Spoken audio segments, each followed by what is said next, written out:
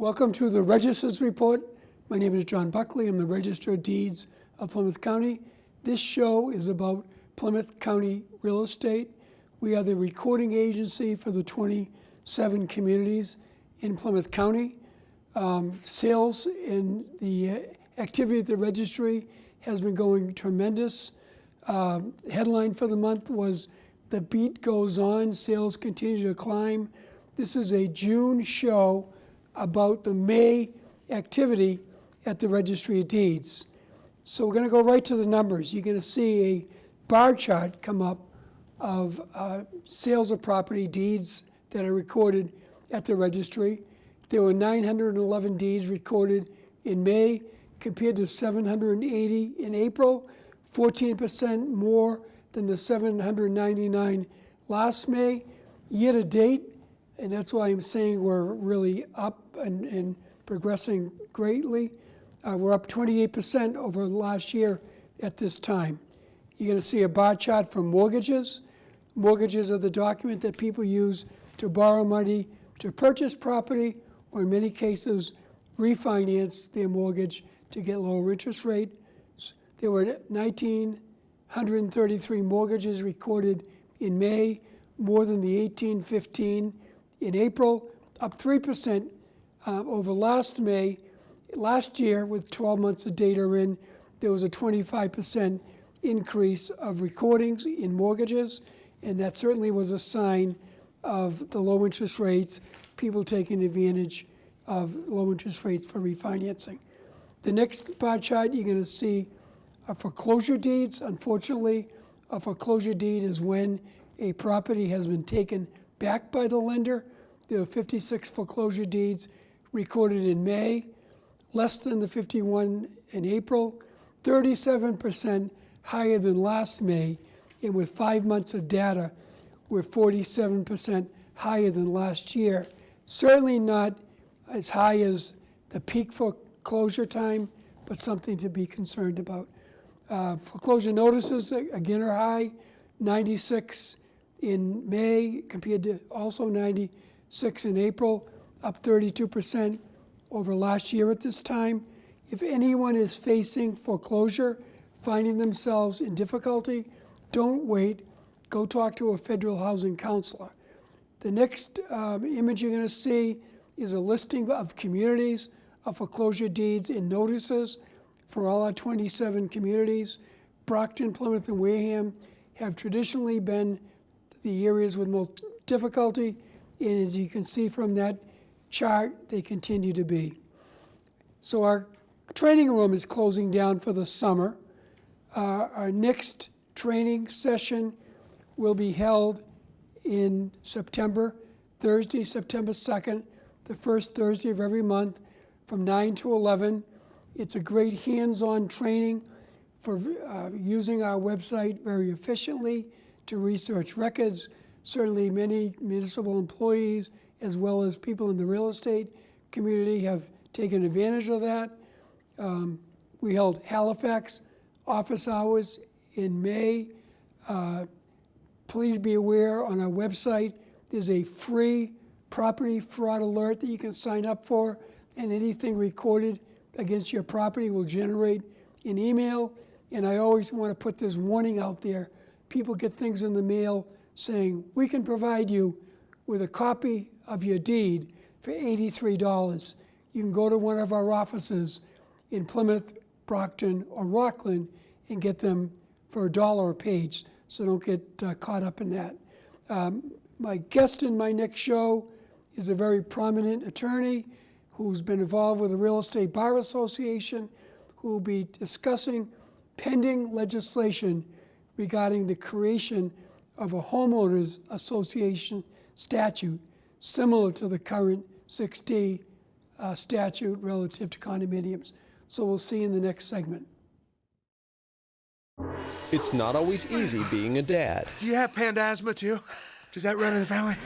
This is the home of the most priceless kung fu artifacts. But when you make an effort, Dad, we're not supposed to touch anything. Oh, sorry. Go long, son! it's always worth it. Whoa! The smallest moments can have the biggest impact. on a child's life. Take time to be a dad today. I am gonna get you. I'm gonna get you. Call 877-4DAD-411 or visit fatherhood.gov to learn more. Welcome back to the Register's Report. My name is John Buckley. I'm the Register of Deeds of Plymouth County. In this segment of the show, we always try to do something educational in nature. We've had title examiners, real estate conveyancers, surveyors, anyone involved in the real estate community. And I have a great guest on this show, a person who's been here before, attorney Richard Serkey. Richard. Nice to see you, Jack. Thank you for having me. Welcome back. It would help our viewers, I think, if you just gave them a little background about yourself, how you came into the practice of law, where you practice, and what your focus is. Well, I graduated from law school in 1974 and came to Plymouth, and I haven't left. I'm with the same firm I started with, which is now known as Winokur, Serkey & Rosenberg. My practice is real estate related, so I read title abstracts for financial transactions or purchase and sale transactions. I work for title insurance companies to try to cure title problems, and I represent various applicants for municipal relief before local zoning boards and committees. That's basically what I do, Jack. And I know you're very involved, in addition to your paid job, Yeah. as a volunteer with the Real Estate Bar Association.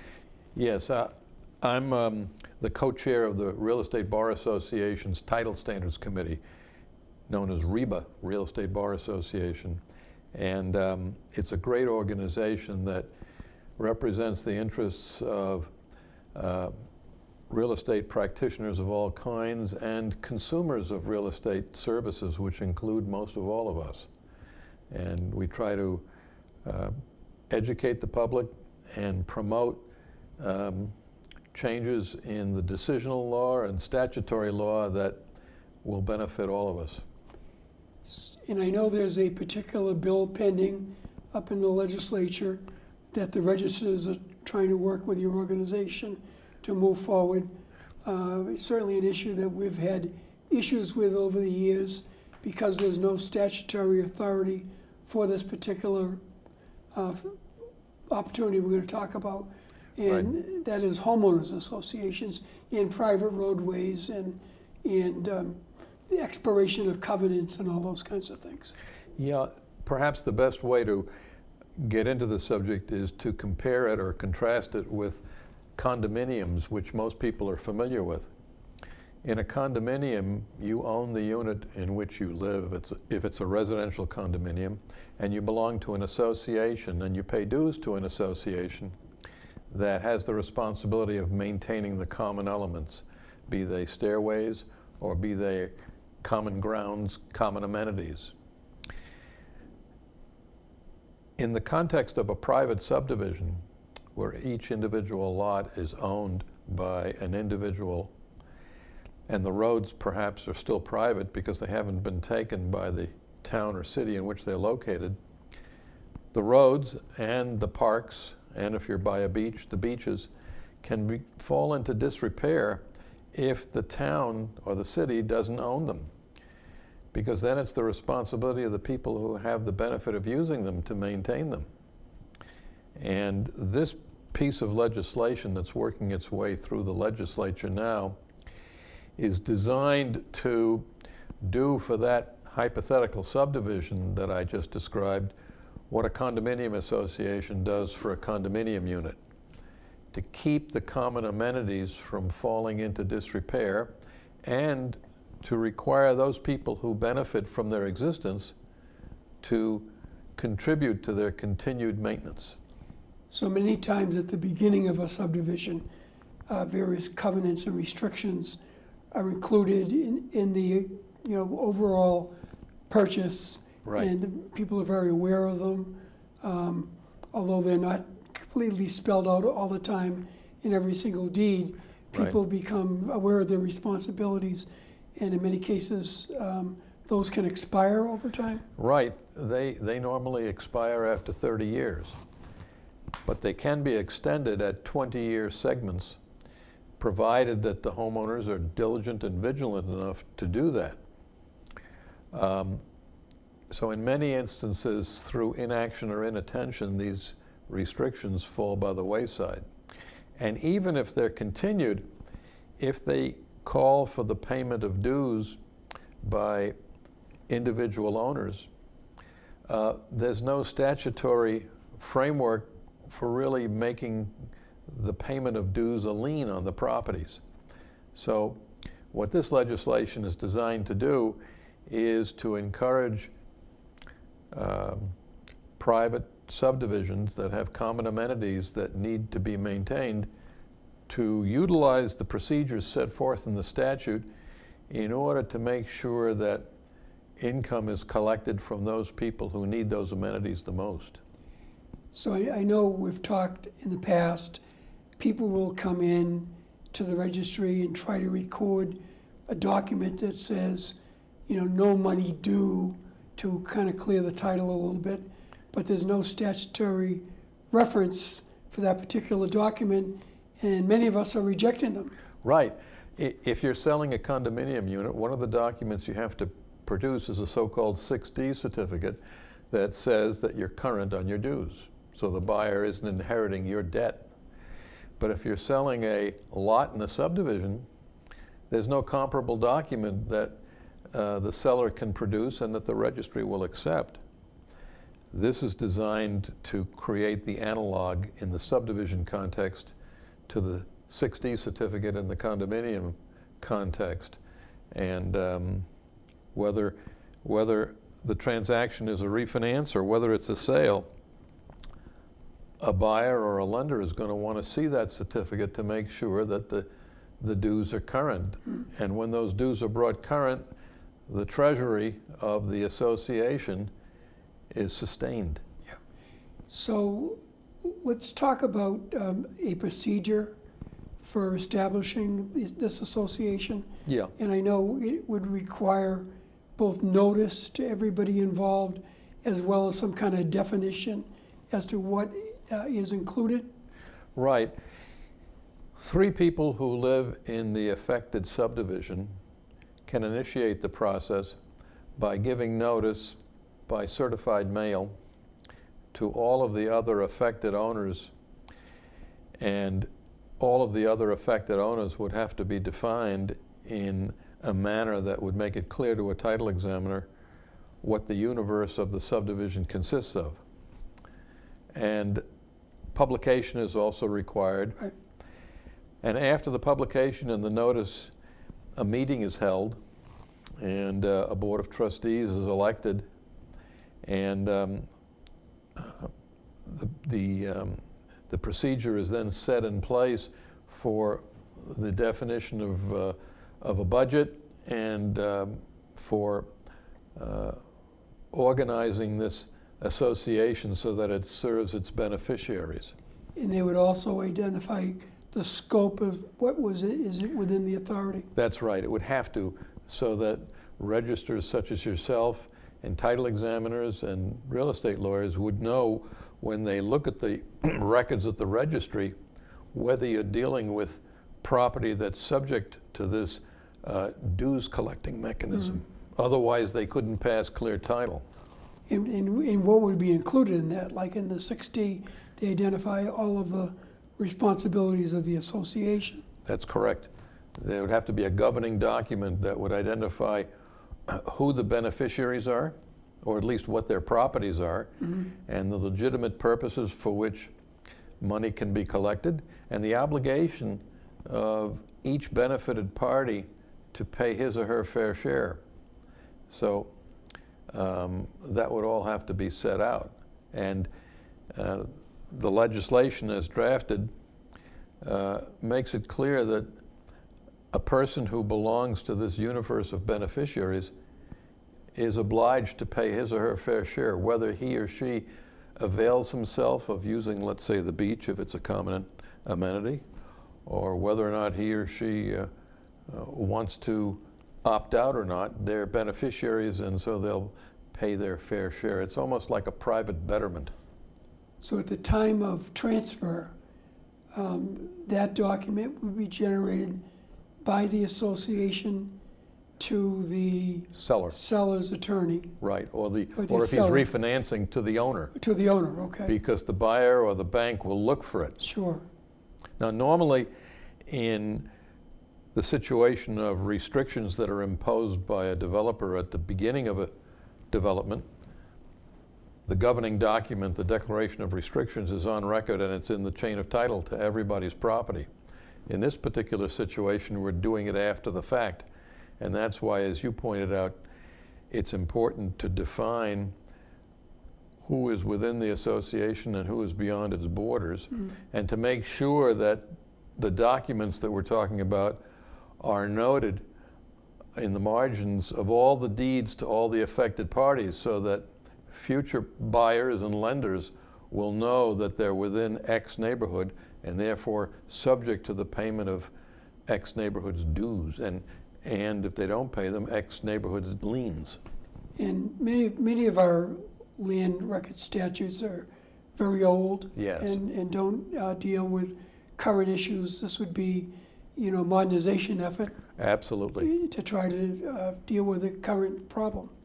That's right. The statutory framework that exists now is ancient, and this bill is a well thought out attempt to blow on those hot coals until we see a flame again.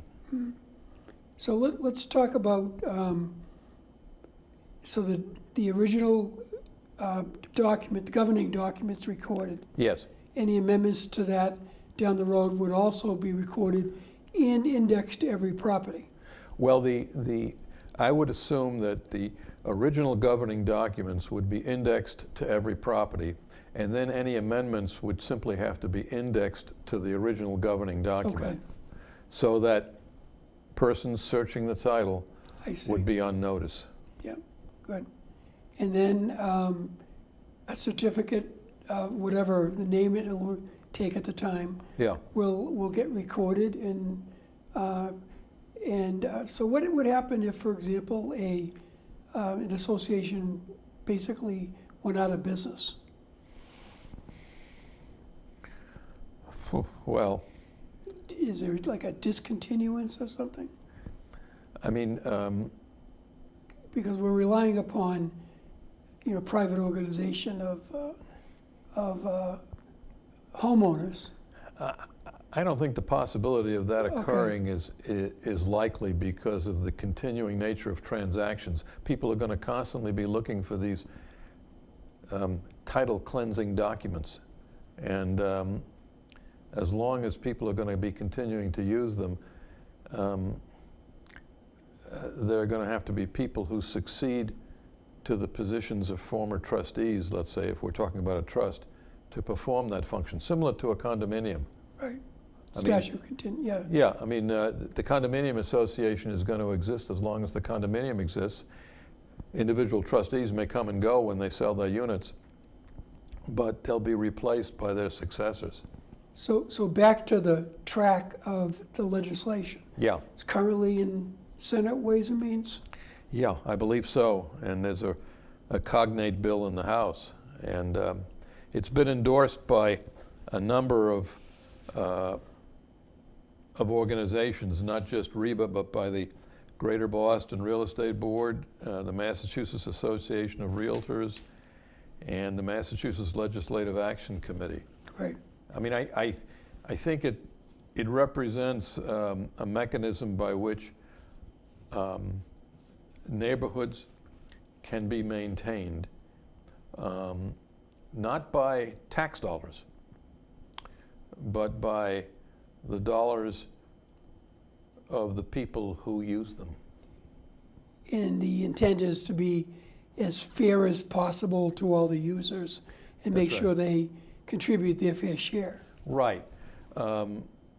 Everyone who uses, let's say, a private beach ought to contribute to, let us say, the cost of policing that beach at various times of the year, the cost of landscaping the entranceway to a subdivision, the cost of maintaining the asphalt in the roads of the subdivision, assuming again that they're not public.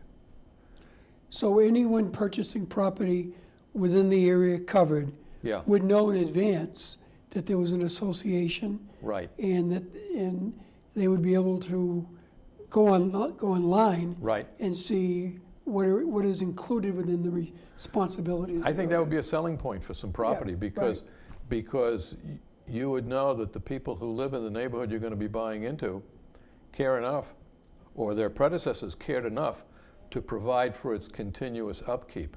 After all, roads, for example, are more often than not private. They're not public because the cost of laying out a road by the public city or town, whatever it is time consuming and costly. Well, from our perspective and from the perspective of the public, it's a solution to a problem that is kind of floating around out there. Right. Then that really doesn't have any direction right now. A lot of people whose roads are in poor repair will appear before the selectmen or the mayor or the city council in their towns or cities complaining about it. And if it's a private road, there's a limited amount that the town or city can do. This is a way of trying to deal with that issue. And the governing body are your neighbors, so hopefully they don't want to set the dues at anything more than is reasonable. Right. And they're going to shop around for the best landscaper or the best, the cheapest, the most economical landscaper or paver or whoever it is. So we have a couple minutes left. Yeah, sure. That's a great coverage Yeah. of that issue, and anybody that is following it could call you or call our office, and we'll let them know what the status is, or speak to your state legislator if you are involved in this situation. Yeah. But let's go back to a prior issue that we discussed when you were on my show before, Yes. relative to individuals who purchased foreclosed property that issues popped up after the fact and they Right. were not able to refinance or sell their property. Right. I remember talking with you last time you were kind enough to have me on, and fortunately there's a bill that's been passed and signed by the governor which has provided some relief to people in that situation. And I'm talking about people who bought properties that had a foreclosure in their back title and who found out after they bought the property that because of a Supreme Judicial Court decision that was rendered in 2011, the title of their property was flawed. Well, the legislature has passed a bill that basically gives a statute of limitations that's going to expire on December 31 of 2016 for the former mortgagors who lost their property through foreclosure to try to acquire it back. And if they haven't done so by 12/31/16 and recorded notice of that fact in the Registry of Deeds, then it's too late for them to try to acquire the property back. They still have remedies if they've been wronged against the banks that foreclosed upon them if there's a cause of action there, but they cannot affect the property that a new owner now is occupying. Great. I'm getting the wrap-up sign as we always Okay. push it to the end, Richard. So thank you very much again for being on the show. Thank you very much. It's a pleasure. Great.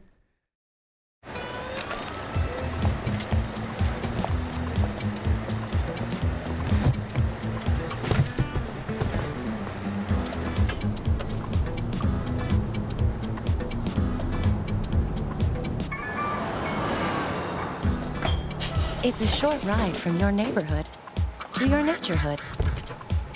To find a neighborhood park or green space near you, visit discovertheforest.org. Welcome back to the Registered Report. Again, my name is John Buckley. I want to thank Attorney Richard Serkey for sharing his expertise on many real estate issues. This past show, in years ago, over the years, with many different challenges. The issue of homeowners associations is a big deal. Please follow it. In this segment of the show, we always do something lighter in nature.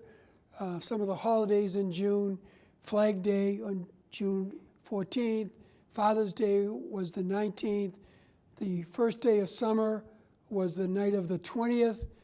In this particular show, we're highlighting some of our notable land records that bring us memories of great summers. The first one you'll see is an image of Duxbury Beach. Duxbury Beach is a beautiful white sand, 6-mile barrier beach owned by the Duxbury Beach Reservation. It's constantly and ever shaping. It's a natural resource on the Atlantic coast that you can get by going over the wooden Powder Point Bridge or over Gurnett Road, which will take you right over the Cut River Canal. Duxbury's Barrier Beach serves as a recreational, scenic conservation area and a breakwater for the towns of Duxbury, Kingston, and Plymouth. It's home to a tremendous amount of wildlife and enjoyed by many. So the next notable record I'm going to show you is the Situate Lighthouse. A lot of people get to start spending time on the water as we get into the summer.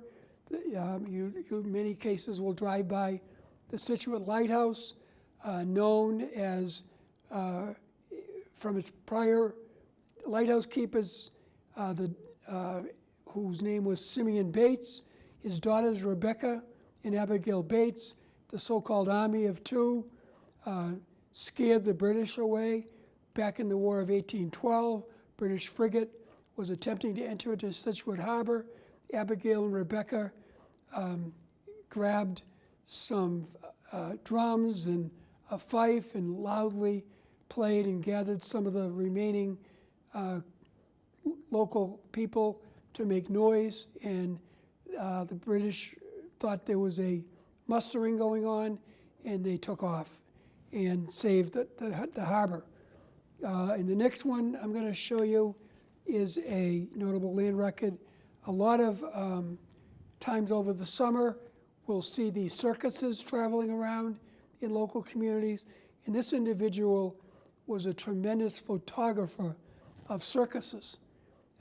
He was born in Adams, Massachusetts, moved to Brockton, then he moved to the town of Bridgewater, where he had a studio and was well known for his photographing circuses, historic Brockton Fair, and actually did some publications that were promoted from his pictures, and he had exhibits, one in particular at the John and Mabel Ringling Museum. Ringling, Barnum and Bailey Circus is well known. A 20-year conservation effort of these pictures, and there are many people out there who love circuses and love the picture from the old days in circuses, and through technology and grants, all of these things have been preserved. So Google Frederick Glazier sometime and you'll see some of his wonderful pictures. So I want to thank PAC TV for running this show. David Antoine in particular was manning the camera in the control room today. And Ben Alexander helped me put this show and get it scheduled.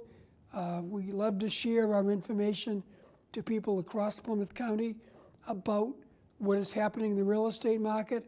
For most people, it's their most valuable asset. And I hope you enjoyed the show. I hope you have a great beginning to summer, and we'll see you next month.